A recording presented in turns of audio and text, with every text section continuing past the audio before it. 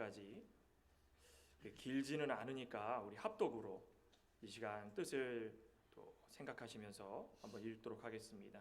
다 같이 4절부터 12절까지입니다. 시작. 그는 실로 우리의 질고를 지고 우리의 슬픔을 당하였거늘 우리는 생각하기를 그는 징벌을 받아 하나님께 맞으며 고난을 당한다 하였노라. 그가 찔림은 우리의 허물 때문이요 그가 상함은 우리의 죄악 때문이라. 그가 징계를 받음으로 우리는 평화를 누리고 그가 채찍에 맞음으로 우리는 나음을 받았도다.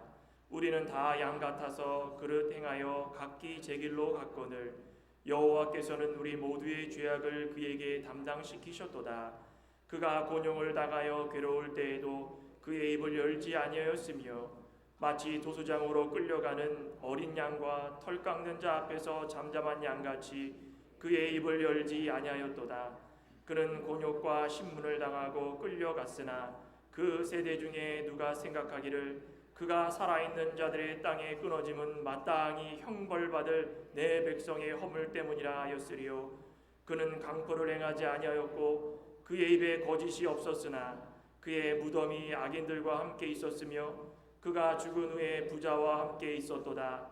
여호와께서 그에게 상함을 받게 하시기를 원하사 질고를 당하게 하셨은즉 그의 영혼을 속건 제물로 드리기에 이르면 그가 씨를 보게 되며 그의 날은 길 것이요 또 그의 손으로 여호와께서 기뻐하시는 뜻을 성취하리로다.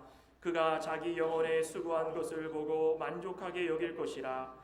나의 의로운 종이 자기 지식으로 많은 사람을 의롭게 하며 또 그들의 죄악을 친히 담당하리로다. 그러므로 내가 그에게 존귀한 자와 함께 몫을 받게 하며 강한 자와 함께 탈취한 것을 나누게 하리니 이는 그가 자기 영혼을 버려 사망에 이르게 하며 범죄자 중 하나로 헤아림을 받았음이니라. 그러나 그가 많은 사람의 죄를 담당하며 범죄자를 위하여 기도하였느니라. 아멘. 이 구약에 5대 제사가 있었습니다. 레위기서를 보면은 그 5대 제사 가운데 그 한 가지가 이 속건제인데 이 속건제는 좀 특이했습니다. 다른 제사들은 죄를 지은 사람이 흠없고 순결한 양이나 소를 가지고 오면 직접 거기에 안수를 하고 직접 죽여서 자신의 죄를 전가시키는 그런 일을 했습니다. 그런데 이 속건제물은 이 의미 자체도 좀 다릅니다. 하나님의 성물에 대해서 범죄했을 경우에 그것을 용서를 구하고자 제물을 가져오면 제사장이 대신해서 흠없고 순결한 것을 확인한 다음에 죽여서 각을 뜨고 피를 뿌리고 하나님께 번제를 드렸다라는 것입니다.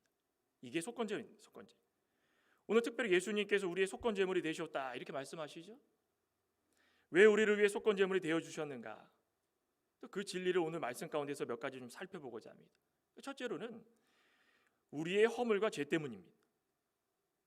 이거는 뭐 언제나 말을 해도 이 진리는 변함이 없습니다. 예수님께서 우리를 위해서 죽으신 가장 중요한 이유는 우리의 허물과 죄 때문이다. 우리 4절 5절에 이렇게 말씀을 합니다. 그는 실로 우리의 질고를 지고 우리의 슬픔을 당하였거늘 우리는 생각하기를 그는 징벌을 받아 하나님께 맞으며 고난을 당한다 하였노라. 그가 찔림은 우리의 허물 때문이요 그가 상함은 우리의 죄악 때문이라. 그가 징계를 받음으로 우리는 평화를 누리고 그가 채찍에 맞음으로 우리는 나음을 받았도다. 성부 하나님께서 창세전에 기쁘신 뜻대로 우리 불쌍한 성도들 한 명 한 명을 택정하여 주시고 때가 되었을 때 불러주시고 또 그 부르심에 따라서 하나님의 말씀을 믿는다 시인하고 고백함으로 예수 그리스도를 우리의 주로 부를 수 있는 자들이 되었다. 그런데 이런 모든 과정 가운데에 이렇게 불러주시는 그 모든 귀한 과정 가운데에는 우리의 죄를 위하여 가지고 질고를 줘주시고 슬픔을 당하여 주셨다. 그겁니다. 하나님의 백성들도 그것을 깨닫지 못하고 아이고 생각하는데 뭐라고 생각했습니까? 징벌을 받은 것은 하나님께 맞고 하나님께 고난을 당한 것뿐이지 우리와는 전혀 관계가 없다라고 어리석게 생각하는 사람들이 많았다라는 것입니다. 다 우리의 죄값이고 나 자신의 죄값인데도 불구하고 하나님께서 주시는 그 징벌은 우리와 상관없다. 우리 허물과 죄가 무엇인지 깨달아야 그것이 상관이 있는지 없는지, 우리와 상관이 있으면 우리는 무엇을 해야 되는지 알 수 있지 않겠습니까? 우리의 허물과 죄가 어떤 것인가? 우리 에베소서 2장 1절에도 허물과 죄로 죽었던 우리, 이 사도 바울이 그렇게 말씀을 합니다. 모든 인간의 죄, 어느 한 사람 예외 없이, 한 사람도 예외 없이 창세 하나님께서 모든 것들을, 만물을 만들어 주시고 다스리고 정복하도록 하여 주셨지만, 하나님께서 딱 한 가지, 동산 중앙에 있는 선악과, 그거 먹지도 말고 보지도 말고, 먹고 보고 절대 하지 마, 정령 죽으리라고 말씀하셨던 그 언약, 그 언약을 어김으로 말미암아 우리 죄 가운데에 빠져 살 수밖에 없는 이 죄인으로 낙인 찍혔다라는 것입니다. 자, 이런 모든 인간의 죄, 어느 한 사람 예외 없이 다 죄인인 것을 깨달았다면 그 언약을 파괴했던 죄가 하나님과 우리를 단절시켰구나라고 인정할 수밖에 없고, 예수님께서 고난 받으실 때 그 고난이 우리의 고난이구나라고 생각할 수밖에 없다는 것입니다. 우리 로마서 5장에도 분명히 말씀하지 않습니까? 5장 12절에 한 사람으로 말미암아 죄가 세상에 들어오고 죄로 말미암아 사망이 들어왔나니 이와 같이 모든 사람이 죄를 지었으므로. 한 사람이 누굽니까? 아담. 하나님께서 이 세상을 정복하고 다스리라고 처음 만드셨던 그 아담, 하나님의 형상대로 만드시고 하나님께서 그 안에 다 일어날 수 있도록 하나님께서 다 영감을 불어 넣어주시고 소생시켜 주시고 살아날 수 있도록 그렇게 다 허락해 주셨는데도 불구하고 그 죄로 말미암아 모든 사람이 죄 가운데 빠질 수밖에 없는 자들이 되었다. 참 이거 무서운 얘기 아니겠습니까?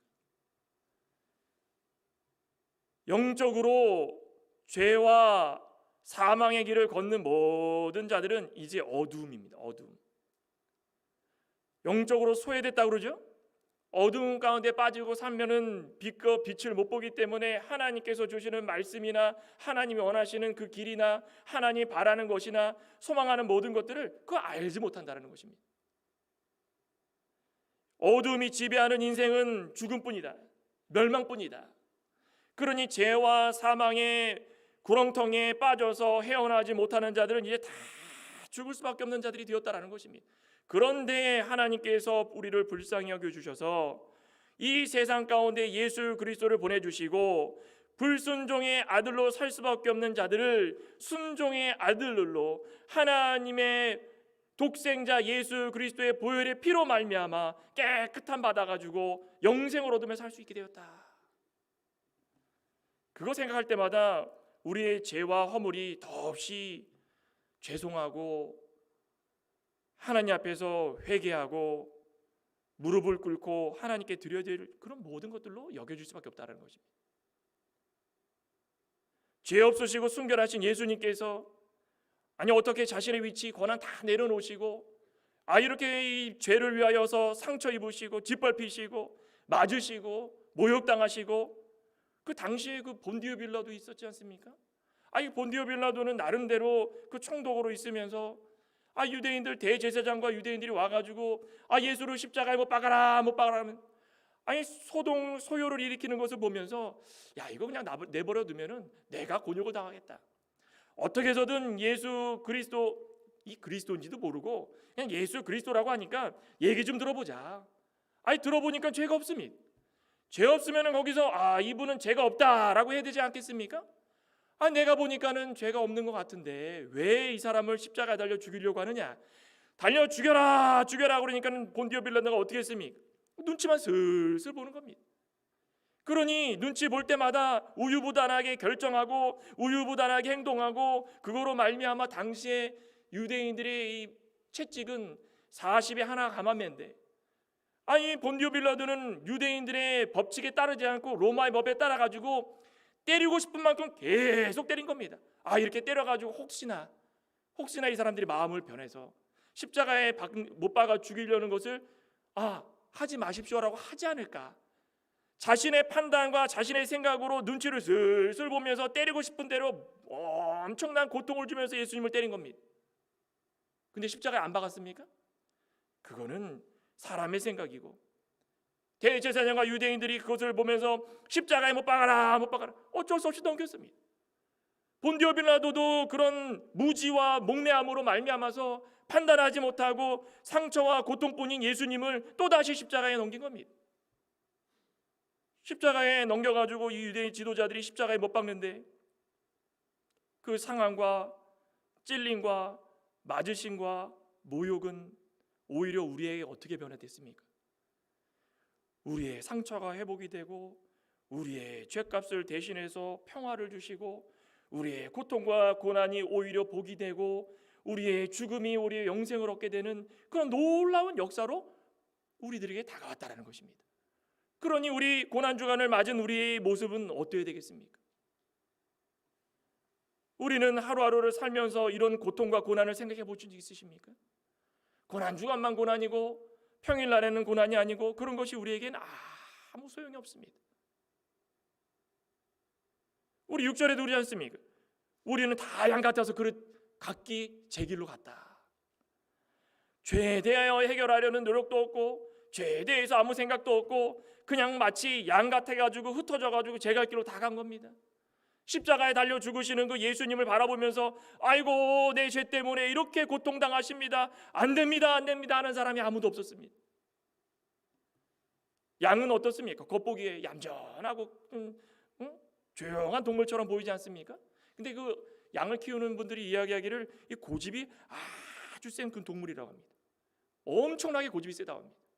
고집도 세고 또 뭉쳐서 다니기 때문에 무리를 지어서 이동하기 때문에 앞을 내다보지 못하고 그냥 밑에 있는 발 밑에 있는 풀만 그냥 긁어 먹다가 무리가 이동하면 낭떠러지도 모르고 우르르 떨어지는 경우도 많답니다.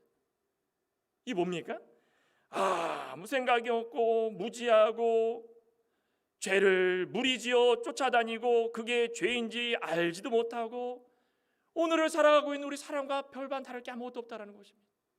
우리는 예수님께서 우리를 붙잡아 주시지 않으면 제멋대로 가고 고집대로 가고 내가 원하는 대로 가고 아무 희망 없이 대책 없이 살아가는 그런 우리의 인생이 얼마나 많습니까?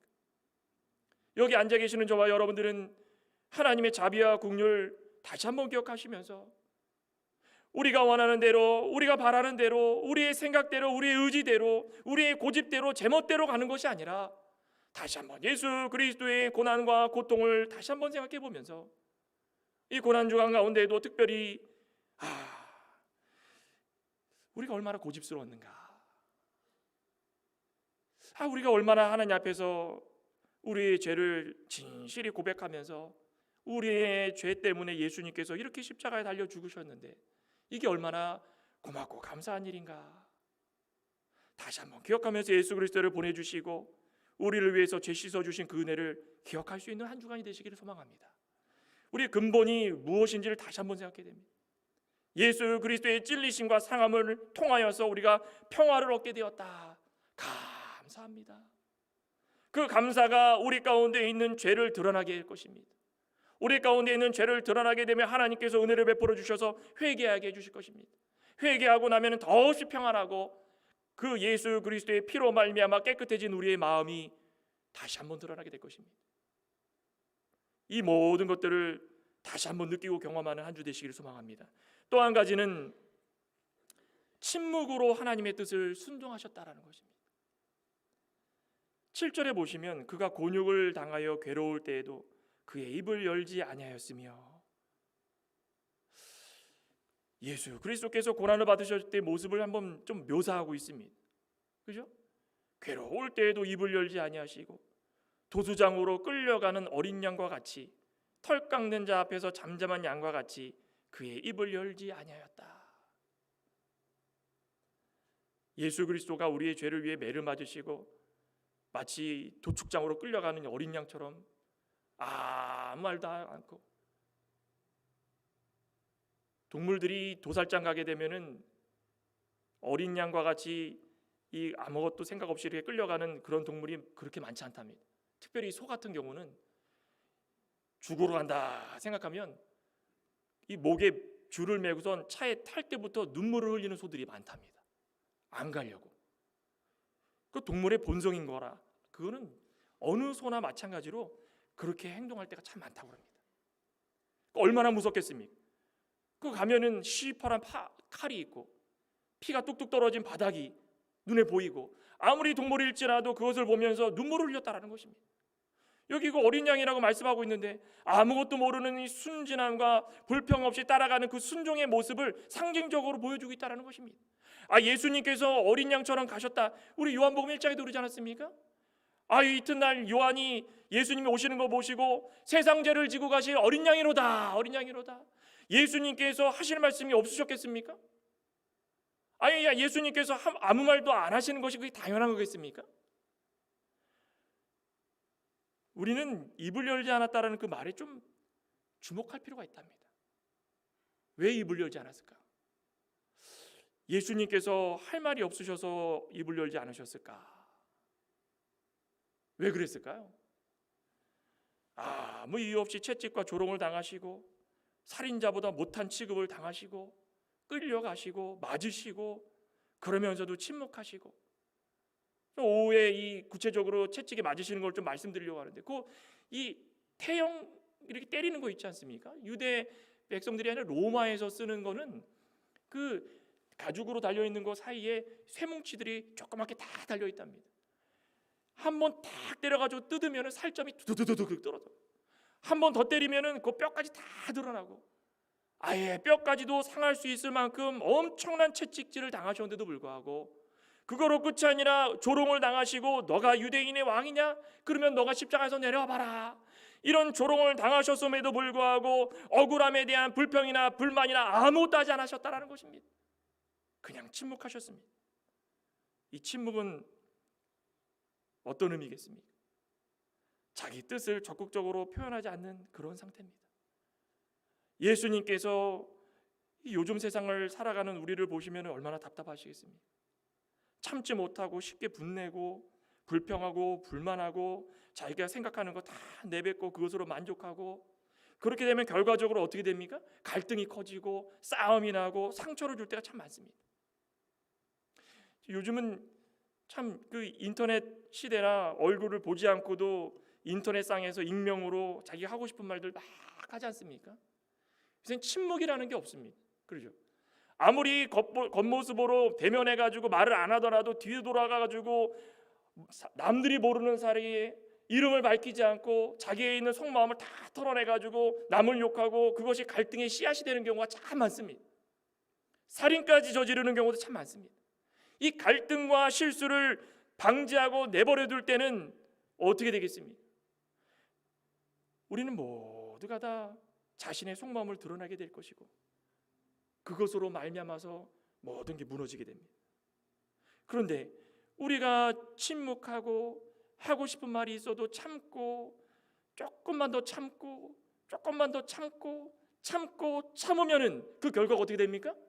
그 참음으로 말미암아 상대의 말을 들을 수 있는 여유가 생기는 것이고 그 참음으로 말미암아 갈등이 오히려 평화가 될 수 있는 것이고 그 참음으로 말미암아 자신을 돌아볼 수 있는 시간을 갖게 되는 것이고 그 참음으로 말미암아 모두가 다 잠잠하게 될 수 있다는 것입니다.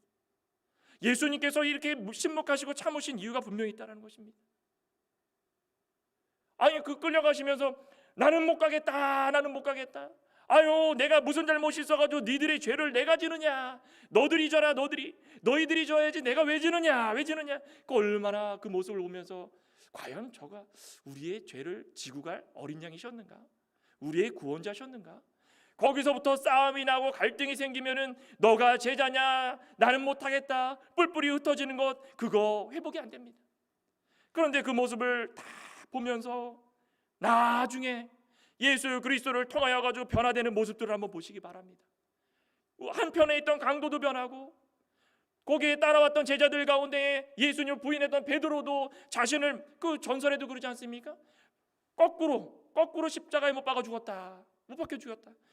베드로도 그렇고 따랐던 모든 사도들도 그렇고 순교로 말미암아 자신들의 과오를 자신들의 잘못을 하나님께 표현하면서 모든 것들을 다 역사로 남게 만들지 않았습니까? 예수님 하실 말씀 많았습니다. 우리의 죄 때문으로 말미암아 예수님께서 그렇게 끌려가시는데도 살인자와 강도와 똑같이 취급하시고, 그것도 모자라 가지고 예수님을 조롱하는 그들을 향하여서 단 7마디만 하시고 십자가상에서 달려 운명하셨습니다. 우리는 육신의 부모님들이 세상을 떠나실 때도 얼마나 많이 웁니까?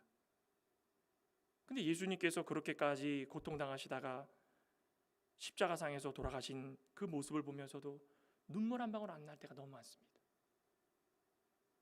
우리 그리스도인들이 이 모습을 보면서 우리도 또 좀 침묵이 필요할 때가 참 많겠구나.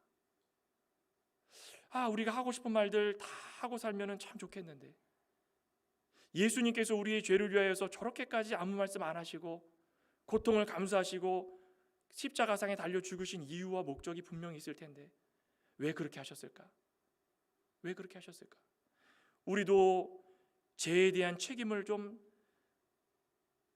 무겁게 생각하면서 하고 싶은 말도 좀 참으면서 말씀을 순종하며 나아갈 때마다 예수님의 그 고통을 조금이나마 느끼게 될 것이고, 예수님께서 우리를 위하여서 죽으신 그 이유와 목적을 알게 될 것이고, 우리가 잠잠히 하나님을 바라면서 나아갈 때마다 불평과 불만이 아닌, 갈등과 실수가 아닌, 미움과 시기가 아닌 예수 그리스도가 우리를 위해서 보여주신 그 사랑의 모습이 우리 가운데도 나오지 않겠습니까? 저는 그렇게 믿습니다. 할 말 너무 많습니다. 억울함이 너무 많습니다. 그때마다 다 하고 다니면은 그거 안 된다라는 것입니다. 하나님께서 기뻐하시는 온전한 산 제사로 드리기 위해서 예수 그리스도를 본받아서 말씀 순종할 때마다 우리도 좀 참고 견디고 침묵할 수 있는 그런 믿음의 사람들이 되시길 소망합니다. 고난 주간을 맞이하여서 입을 닫는 훈련을 좀 했으면 좋겠습니다. 말이 많으면 실수가 많다고, 변명하다 보면 또 변명이 나오고, 변명하다 보면 변명이 나오고, 그러다 보면 예수 그리스도의 십자가 보혈이 너무 헛되게 돌아갑니다. 이제 10절부터 마지막으로 우리에게 말씀하시는 것은 우리 죄인을 의로우신 하나님께 인도하기 위하여서 속건제물로 하나님께 드려졌다, 그겁니다. 10절에 보시면 여호와께서 그에게 상함을 받게 하시기를 원하사 질고를 당하게 하셨은즉 그의 영혼을 속건제물로 드리기에 이르면 그가 씨를 보게 되며 그의 날은 길 것이요 또 그의 손으로 여호와께서 기뻐하시는 뜻을 성취하시리로다. 그가 자기 영혼에 수고한 것을 보고 만족하게 여길 것이라. 나의 의로운 종이 자기 지식으로 많은 사람을 의롭게 하며 또 그들의 죄악을 친히 담당하리로다. 예수님께서 상함을 받은 것은 우리의 뜻이 아니라 하나님의 뜻이었습니다. 하나님께서 자기 아들을 아끼지 아니하시고 모두를 위하여서 내어주시고, 이 독생자 예수 그리스도께서 우리의 죄를 씻는 속건제물로 사용되었다. 또 끌려오는 그 흠없고 순전한 그 성막 안으로 끌려오는 그 양이나 소를 한번 생각해 보시기 바랍니다. 상상해 보시기 바랍니다.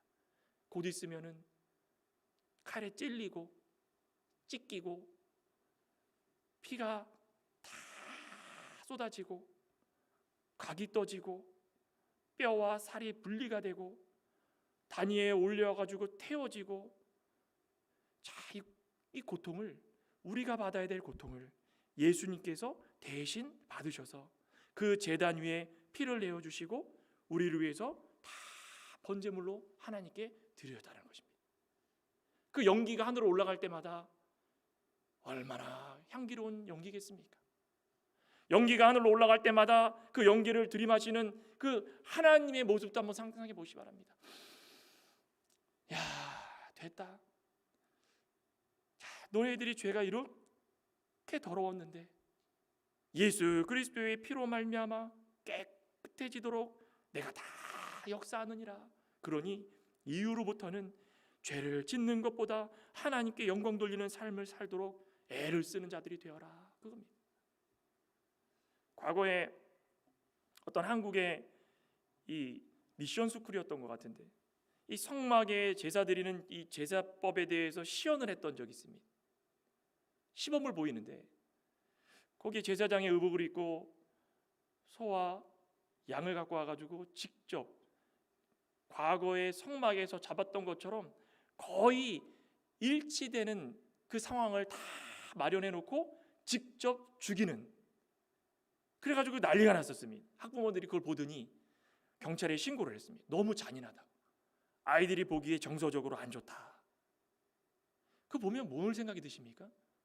과거에는 매일같이 했다라는, 매일같이 죽이고 피내고 죽이고 피내고 매일같이 끊임없이 연기가 나오고, 1년에 한 번은 대제사장이 들어가가지고 직접적으로 하나님께 하나님께 번제를 드리면서 하나님께 기도를 드리면서 모든 죄를 용서받고, 근데 그 매일같이 하는 그 모습들이 그렇게 잔인하면 할 수 있겠습니까?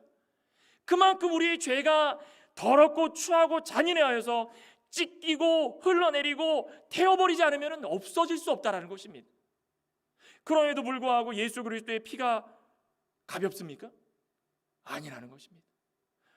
이번 고난주간 한가운데도 우리 가운데에 피를 내어주신 예수 그리스도께서 이 피가 얼마나 우리 가운데에 귀한 것인지를 다시 한번 느끼시는 한 주간 되시길 소망합니다. 아유, 잔인하다, 그걸로 눈물을 흘리면서 그 고난과 고통에 만족하면서 됐다 여기까지다가 아니라, 그 결과로 말미암아서 어떻게 됐다 그랬습니까? 하나님의 뜻대로 기뻐하시는 뜻을 성취하심으로 모든 수고가 만족해 됨으로 의로운 종이 자기 지식으로 많은 사람을 의롭게 하고 그들의 죄악을 친히 담당하심으로, 그러므로 내가 그에게 존귀한 자와 함께 몫을 받게 하며 강한 자와 함께 탈취한 것을 나누게 하리니, 이는 그가 자기 영혼을 버려 사망에 이르게 하며 범죄자 중 하나로 헤아림을 받음이니라. 예수 그리스도로 말미암아 이제는 하나님께 존귀한 자로 여김을 받게 될 것이고 하나님께 영광 돌리는 자로 될 것이고, 과거에는 대제사장들이 1년에 한 번 들어가서 하나님께 제사를 드리는 일을 했지만 이제는 매일같이 매주같이 시시때때로 우리 삶 가운데 모든 시간마다 하나님을 부를 수 있는 자들이 되었다. 누구 때문입니까? 예수 그리스도의 보혈의 공로입니다.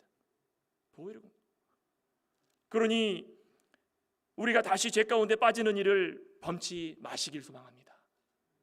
한 사람 한 사람을 위해서 기도해 주시고, 하나님께서 예수 그리스도를 하늘로 올림받게 하시고 보좌 우편에서 앉아 계시면서 우리를 보시면서 위로해 주시고 우리의 중보자가 되시고 우리의 기도를 들어주시고, 우리 치시때때로 하나님께 원망 불평이 있더라도 꼭 침묵함으로 참는 자들의 그 위로가 되어주시는 그 예수 그리스도를 생각할 때마다 우리는 성숙한 신앙인으로 살아가야 되는 것이 마땅하다라는 것입니다.